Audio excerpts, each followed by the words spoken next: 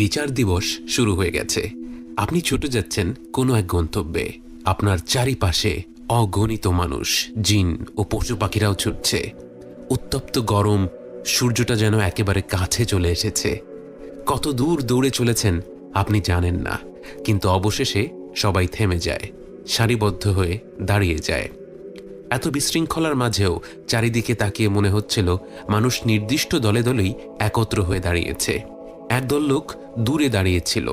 সূর্যের নির্দয় তাপের কারণে তাদের সারা শরীর থেকে অনবরত ঘাম ঝরে যাচ্ছিল।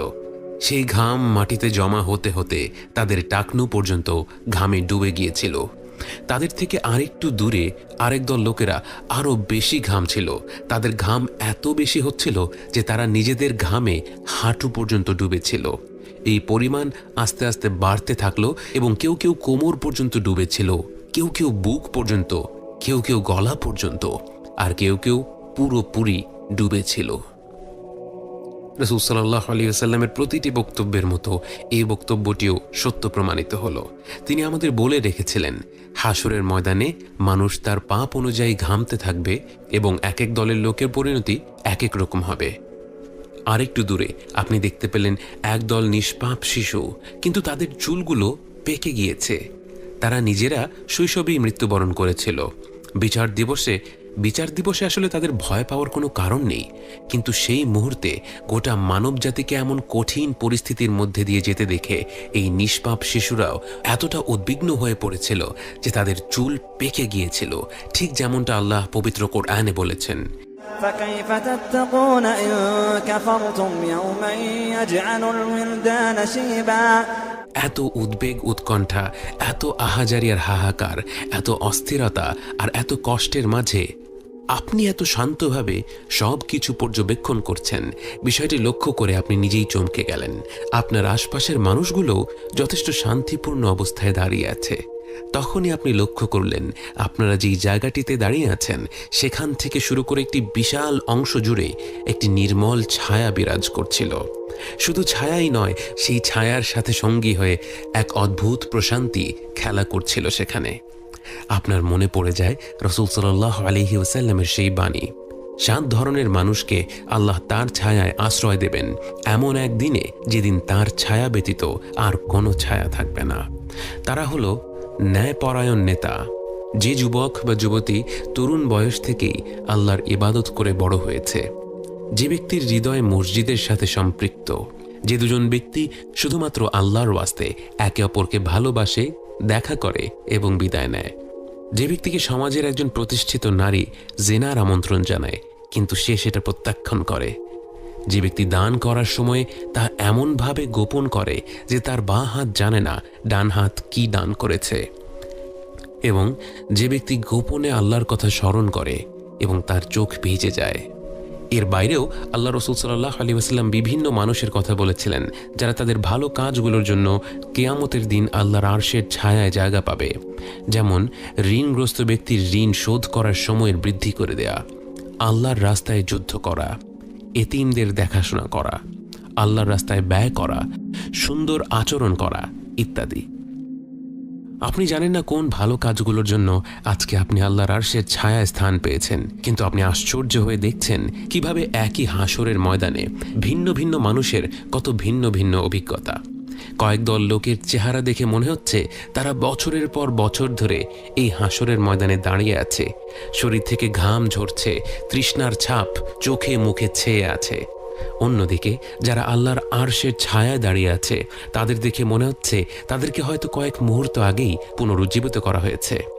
আপনার মনে পড়ে যায় আল্লাহ তাআলা বলেন, تعرج الملائكة والروح إليه في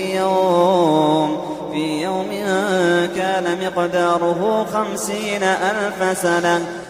অবিশ্বাসীদের জন্য সেই দিনটি মনে হবে 50,000 বছরের সমান, কিন্তু সেই একই দিন আল্লাহর নিয়ামতপ্রাপ্ত বান্দাদের কাছে মনে হবে যেন যোহর এবং আসরের মাঝামাঝি সময়ের সমান।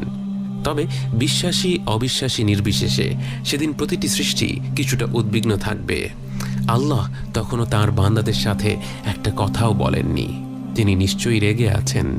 সবাই অপেক্ষা করছে বিশ্বজগতের রব, সব কিছুর স্রষ্টা, যিনি জীবনভর আমাদের সময় দিয়েছেন, আমাদের আহ্বান করে গেছেন, ভুল হলে ক্ষমা করে গেছেন, বারবার সুযোগ দিয়েছেন আমরা যেন তার দিকে ফিরে যাই। তার সেই আহ্বান অগ্রাহ্য করেছে তার কত কোটি কোটি বান্দা। আজ তিনি নিশ্চয়ই ক্ষুব্ধ। তার চূড়ান্ত বিচারের জন্যে সবাই অপেক্ষা করছে, যারা নিজেদের কুকর্মের ঘামে ডুবে আছে আর যারা শান্তিময় ছায়ায় দাঁড়িয়ে আছে, সবাই অপেক্ষা করছে।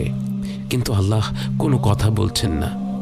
অপেক্ষা করতে করতে সবাই তৃষ্ণা অনুভব করতে শুরু করলো।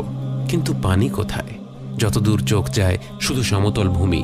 কিন্তু হঠাৎ, হয়তো মিনিট দুয়েক পর অথবা হাজার খানেক বছর পর, বলা মুশকিল, কারণ সময় এখন এক এক মানুষের জন্য এক এক গতিতে চলছে, হঠাৎ করে শোনা গেল একটি শব্দ, পানি। পানি উঠে এসেছে। নির্মম মরুভূমির ন্যায় এই জলশূন্য ময়দানের একটি বিরাট জায়গা জুড়ে পানি উঠে এলো। তৈরি হলো এক বিরাট পুকুর, কিন্তু এমন এক পুকুর যা কল্পনাকেও হার মানায়। এত বিশাল এক পুকুর, চারপাশে কোটি কোটি তৃষ্ণার্ত মানুষ। মানুষের তো সেখানে হুমড়ি খেয়ে ঝাঁপিয়ে পড়ার কথা, কিন্তু না, কেউ নড়তে পারছে না, অনুমতি নেই। এই পানি শুধুমাত্র বিশ্বাসীদের জন্য। প্রতিটি মুমিন ব্যক্তি তার জায়গা থেকে সেই পুকুরের দিকে এগিয়ে যেতে থাকে। আপনি হেঁটে যাচ্ছেন, বাকি মুমিনদের মতো আপনার মুখ, আপনার হাত, আপনার পা, অজু করার সময় যেই যেই অঙ্গগুলো জীবনভর ধুয়ে এসেছেন, প্রতিটি অঙ্গ থেকে এক অলৌকিক নূর বের হচ্ছে। গোটা মানবজাতি সেদিন আফসোস করবে, কেন আজ তারা এই দলের অংশ হতে পারল না। এই দলে রয়েছে সেই নিষ্পাপ পরিবার যাদের ঘরবাড়ি গুঁড়ো করে দিয়েছিল জালেম নেতারা। সেই জালেম নেতা তখন দাঁড়িয়ে দেখছে উজ্জ্বল সেই মুখগুলো হাস্যোজ্জ্বল ভঙ্গিতে এগিয়ে যাচ্ছে পুকুর পানে। এই দলেই রয়েছে আল্লাহর সেই বান্দা যে তরুণ বয়সে আল্লাহর বিধান মোতাবেক কাপড় পরিধান করায় তার বন্ধু বান্ধব থেকে শুরু করে আত্মীয় স্বজন প্রতিনিয়ত খোঁটা মেরে মন্তব্য করত, বলতো সে কেমন যেন অন্যরকম হয়ে গেছে। আজ সে আসলেই অন্যরকম। আজ সে হেঁটে চলছে সেই পুকুর পানে, আর বাকিরা অসহায়ভাবে তাকিয়ে দেখছে। অনেকটা পথ হেঁটে পুকুরটির দেখা মিলল। যেদিন প্রথম সমুদ্র দেখেছিলেন, মুগ্ধ হয়ে তাকিয়েছিলেন কয়েক মিনিট। যেদিন প্রথম নিস্তব্ধ পূর্ণিমার রাতে সাগর দেখেছিলেন, মুগ্ধ হয়ে তাকিয়েছিলেন ঘণ্টাখানেক। আজ মনে হয় 50,000 বছর মুগ্ধ হয়ে কাটিয়ে দিতে পারবেন। পুকুরটিকে দেখেই যেন আপনার সব তৃষ্ণা মিটে গেল। হয়তো আপনি সেভাবেই দাঁড়িয়ে থাকতেন, হয়তো আর কোথাও যেতে চাইতেন না, কিন্তু এরপর আপনার চোখ চলে যায় পুকুর পাড়ে দাঁড়িয়ে থাকা ব্যক্তিটির দিকে। তার থেকে এত উজ্জ্বল নূর ছড়িয়ে পড়ছিল যে তাকে দেখাই কঠিন হয়ে যাচ্ছিল, কিন্তু আস্তে আস্তে আপনি তাকে দেখতে পেলেন। কাঁধ সমান ঢেউ খেলানো চুল, ঘন কালো দাড়ি, মুখে পৃথিবীর সবচেয়ে মনোমুগ্ধকর হাসি, সামনের দাঁত দুটোর মাঝে একটি ছোট্ট ফাঁক। আপনি তার দিকে তাকিয়ে আছেন এবং একটু পর বুঝতে পারলেন তিনিও আপনারই দিকে তাকিয়ে আছেন, আপনাকে ডাকছেন। পরম আনন্দের এই মুহূর্তগুলো আপনি কাটাতে লাগলেন একটি ঘোরের মধ্যে। তিনি আপনাকে নিজ হাতে সেই পুকুর থেকে পানি তুলে দিলেন। আপনি সেই পানি পান করলেন।